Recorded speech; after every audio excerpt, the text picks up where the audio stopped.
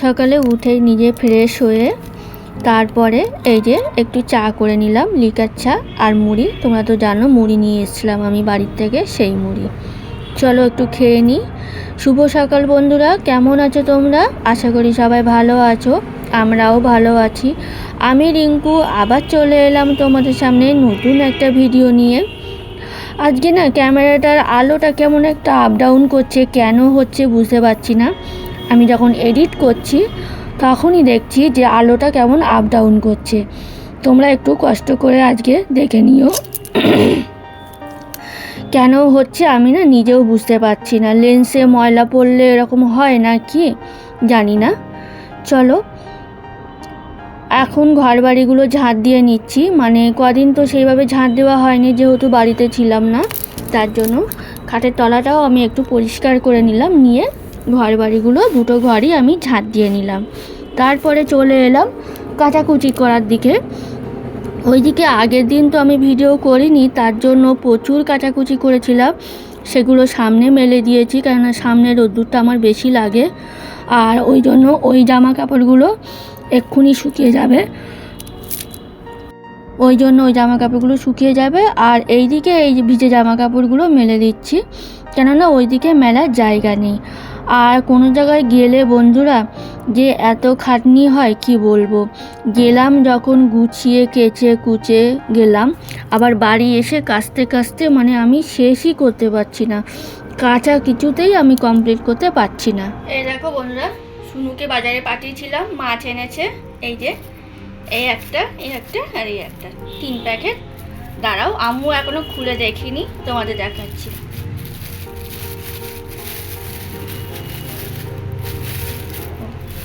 এটা হলো আমাদি, দাঁড়াও খুলে নি। এটা আমাদি মাছ এনেছে, মাছটা বেশ সুন্দর আর শক্ত আছে, কোনো নরম টরম নেই। আর এটা হলো ট্যাংরা মাছ, 200 এনেছে, অল্প করে আনতে বলেছিলাম। জ্যান্ত আছে দেখো বন্ধুরা, নড়ছে এখনো। এই আর এই যে দেখো পাবদা মাছ আনা হয়েছে। বললো ও শুনু বাজারে গেছিলো, দাঁড়াও, ও বললো যে মা পাবদা মাছ বাজারে উঠেছে। এই যে এই মাছটা কেটে নিয়ে এসছে, পাবদা মাছটা কেটে নিয়ে এসছে। আর আমাদের মাছটা আমি কাটবো, এর মাথা আর লেজা কাটবো, আর ট্যাংরা মাছগুলো কেটে নেবো। এই দেখো, এই যে সকালবেলা উঠে জামা কাপড়গুলো মেলে দিয়েছিলাম, তো যেহেতু আগের দিন কেচেছিলাম ওই জন্য শুকিয়েও গেছে। আর আমার একটা অভ্যাস যে জামা কাপড় রোদ্দুর থেকে তুলে আনলেই আগে তাকে পরিপাটি করে ভাঁজ করতে হবে, না তো না আমি কোনো কাজ করে শান্তি পাই না। আর তার মধ্যে দলা হয়ে যায়, আর ওই যে জামা কাপড় রেখে দেওয়া আমার ঠিক পছন্দ হয় না। ওই জন্য ভাবি যে এইগুলো যতটা আমি তাড়াতাড়ি করে গুছিয়ে করে রাখার চেষ্টা করি। এই জন্য ভাবলাম যে আগে জামা কাপড়গুলো ভাঁজ করব, তারপরে রান্নাঘরে যাব। আর এর ফাঁকে ওর আগে বলো আমি মাছ টাছগুলো কেটে গুছিয়ে সব রেখে দিয়েছি, তাহলে কি হলো আমার একটু চাপটা কম থাকলো। এবার জামা কাপড়গুলো ভাঁজ করে গুছিয়ে রাখার পরে রান্নার দিকে যাব, তাহলে কি হলো আমি ধীরে সুস্থে রান্নাটা করতে পারবো। আর শীতকালের বেলা একটু দেরি হলেও অসুবিধা নেই, কেননা সকাল সকাল রান্না করলে না খাবার দাবার ঠান্ডা হয়ে যায় আর খেতে খুব অসুবিধা হয়। ওই জন্যই আমি একটু লেট করে রান্না বসাচ্ছি।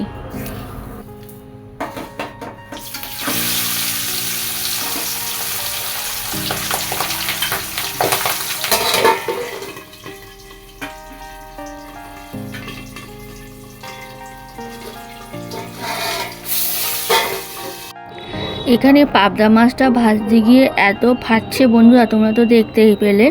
ওকে ঢেকে ঢেকে ভাজা বসিয়ে দিলাম, ওদিকে ও ভাজা হচ্ছে। আর এদিক থেকে আমি কি রান্না করব পাবদা মাছ দিয়ে না কিছুই বুঝতে পারছিলাম না। ভাবতে ভাবতে আমার অনেকটাই সময় চলে গেল।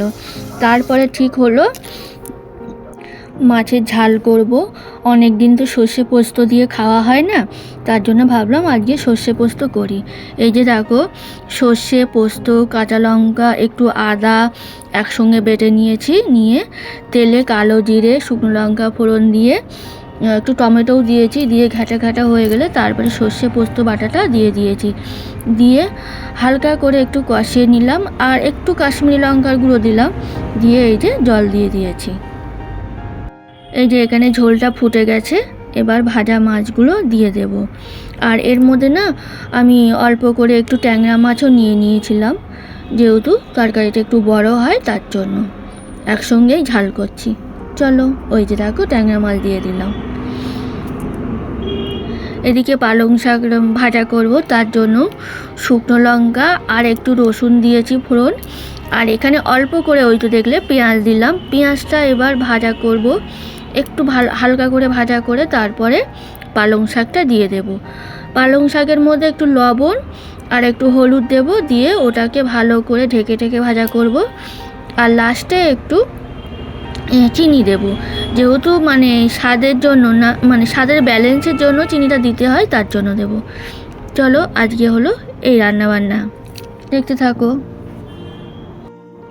এই যে বন্ধুরা দেখো, এদিকে আমার মাছের ঝাল হয়ে গেছে, কি সুন্দর দেখতে লাগছে আর খেতে খুব সুন্দর হয়েছিল।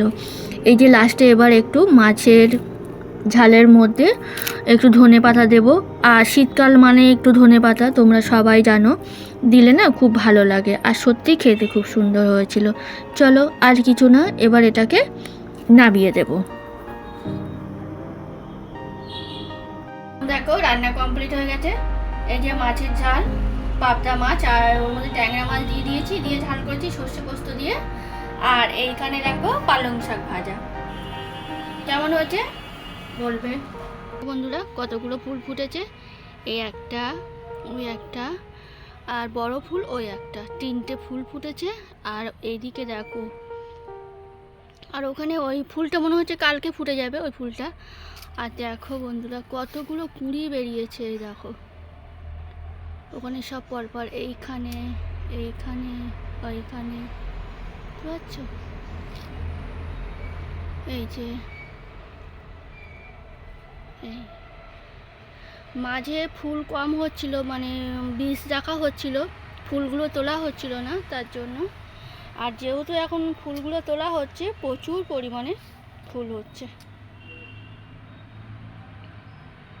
পুদিনা পাতা মাঝে তো মারা গেছিল, আবার সব ভরে গেছে। এই যে দেখো, দেখতে পাচ্ছ? দেখো কত পুদিনা পাতা হয়েছে, পুরো এখানে ঝাড় হয়ে গেছে। মাঝে বর্ষার জন্য কি জানি না সব মারা গেছিলো। আমি একটা ওই দুটো তিনটে মতন গাছ এনে পুঁতে দিয়েছিলাম, তার থেকে এতগুলো বেরিয়েছে দেখো। চলো, তোমাদের বলেছিলাম না যে বাসক পাতা লাগিয়েছি, এই দেখো বাসক পাতা। এই জায়গাগুলো পরিষ্কার করতে হবে। এই যে বাসক পাতা। রাতের বেলা চলে এলাম রান্নাঘরে। মাছের মাল কিছুটা তোলা হয়েছিল আর কিছুটা তোলা হয়নি। আজকে গেছিলাম, গিয়ে আগের দিন মানে তেলগুলো এনেছিলাম, আর ডাল টালগুলো আনা হয়নি, সেগুলো আজকে নিয়ে এলাম। আর ডাল বেশি করেই এনেছি, তাতে আমার যেন মাসের মধ্যিখানে না যেতে হয় দোকানে, বারবার না যেতে ইচ্ছে করে না। আর আমি তো মাছের মালই তুলি, তাই জন্য এই যে মুসুর ডাল, এটা হলো মটর ডাল। আর এখন ভাবছি আবার একটু মিক্সারে করে জিরের গুঁড়ো করব, যেহেতু এখন টানা রোদ্দুর হচ্ছে, আর এখন হয়তো রোদ্দুরে দিলে রোদ্দুর তো ভালোই হচ্ছে আর গুঁড়োগুলো ভালোই হবে, তার জন্য আবার একটু গোটা জিরে নিয়ে এলাম, পাঁচফোড়ন নিয়ে এলাম, নিয়ে এনে সব কৌটোয় কৌটোয় করে ঢেলে রাখছি। যখন মনে করব যে গুঁড়ো করব, তখন সব গুঁড়ো করে রেখে দেব। সব না, মানে এখানে জিরেটা গুঁড়ো করব। আর এখানে অল্প করে একটু পাঁচফোড়ন নিয়ে এলাম, একটু হলো সর্ষে নিয়ে এলাম। সর্ষে সাধারণত খাওয়া হয় না আমাদের, ওই একটু আলে কালে খাওয়া হয়, তার জন্য নিয়ে এলাম। লবণও নিয়ে এলাম, আর একটু গোটা মরিচ নিয়ে এলাম, ওটাকেও গুঁড়ো করব। কৌটোয় ঢেলে যে যার জায়গায় সব গুছিয়ে রেখে দেব। ভিডিওটা আর বড় করছি না বন্ধুরা, কেমন লাগছে জানাবে কমেন্ট করে। আর যদি ভালো লাগে তাহলে লাইক শেয়ার কমেন্ট করো আর আমার চ্যানেলটাকে সাবস্ক্রাইব করে দিও। ফিরে আসছি অন্য কোনো ভিডিও নিয়ে। সবাই ভালো থেকো, সাবধানে থেকো, সুস্থ থেকো। টাটা। আর কেমন লাগলো কমেন্ট করে জানাবে।